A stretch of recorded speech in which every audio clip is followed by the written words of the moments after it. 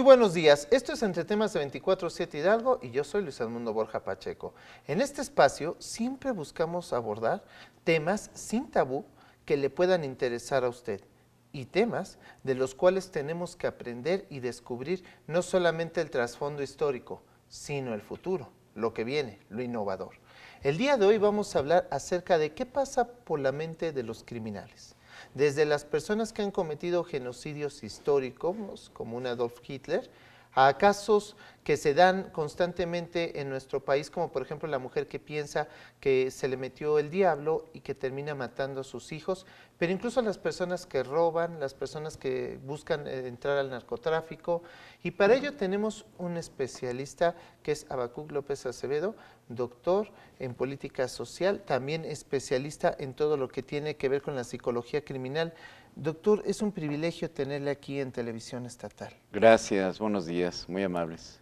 Doctor, vamos a empezar por una parte que es uno de los grandes debates que existen cuando se habla de mentes criminales. ¿El criminal nace en qué porcentaje y en qué porcentaje se hace? Algunos dicen que hay una especie de gen que determina quiénes son más propensos a cometer crimen, otras personas dicen que eso casi no cuenta, que en verdad es el entorno. ¿Cómo se forma un criminal?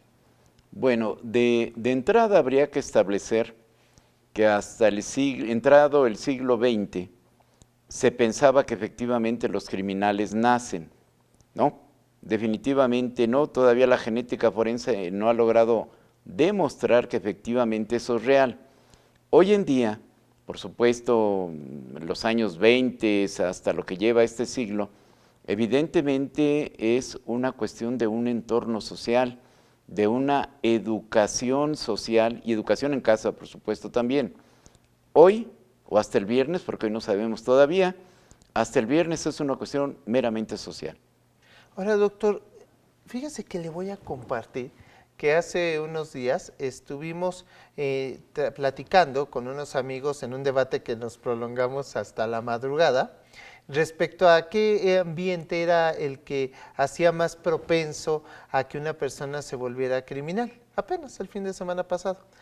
Y unos decían es que es la crisis de valores de la sociedad lo que más pesa, y otro grupo decía es el desempleo y la pobreza lo que más termina pesando. Si usted lo pudiera poner en una balanza, ¿qué cree que tenga mayor peso?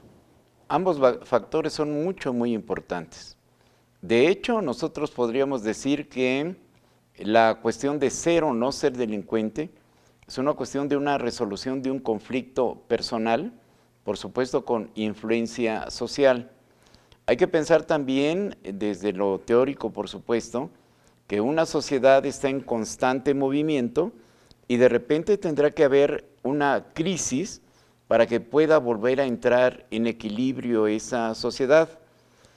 Esto se le llama anomia.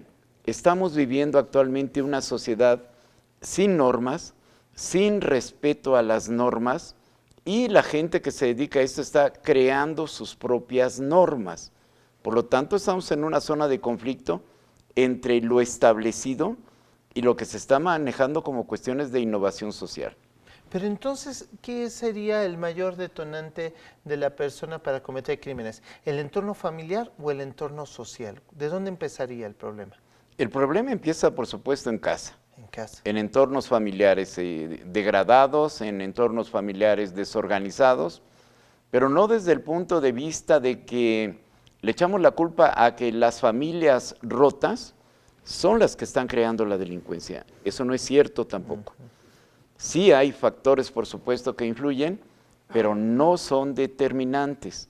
Aquí la cuestión, una vez que la persona está en la casa recibiendo esa influencia diferencial, porque de todo recibimos nosotros datos, sale uno a la calle, está uno en la sociedad y también recibe una gran cantidad de influencias en este sentido, positivas, negativas, dependiendo cómo lo vea la sociedad, y a partir de eso el hombre, la persona, va a determinar dentro de sus propios conflictos cuál va a ser la solución que le dé a esos mismos. Doctor, le voy a citar algunos casos de delitos para que usted pueda ayudarnos a entender, entendiendo que no podemos generalizar todo, pero a entender un poco qué hay atrás de cada uno de ellos y qué pasa por la mente de los criminales. Por ejemplo, hace unos días estuvimos haciendo una entrevista sobre el Día Internacional en el combate a la trata de personas. Y evidentemente uno de los temas más delicados que saltan en ese momento es el de los pederastas, que abusan de niñas y niños sexualmente. ¿Cómo puede una persona llegar a ese extremo, a ese extremo de perversión? Si lo vemos como una perversión exactamente, propiamente es una desviación que tienen en su desarrollo psicosexual y esto los va llevando, es muy probable que hayan tenido abuso infantil, es muy probable también que los entornos donde hayan estado viviendo ellos sean para este tipo de proclividad delictiva y definitivamente el sujeto cuando tiene un contacto con un menor está resolviendo un problema personal, un conflicto personal. ¿Está compensando Sí, algo? por supuesto. ¿Y no le importa lo que pueda afectar? No es que no le importe, está primero su satisfacción personal y posteriormente una visión hacia lo social. Ellos están buscando un amor desviado, por supuesto, pero ellos se satisfacen así. Doctor, nos vamos a una pausa. Antes le voy a hacer un planteamiento y usted me va a contestar cierto o falso y lo vamos a profundizar después del corte.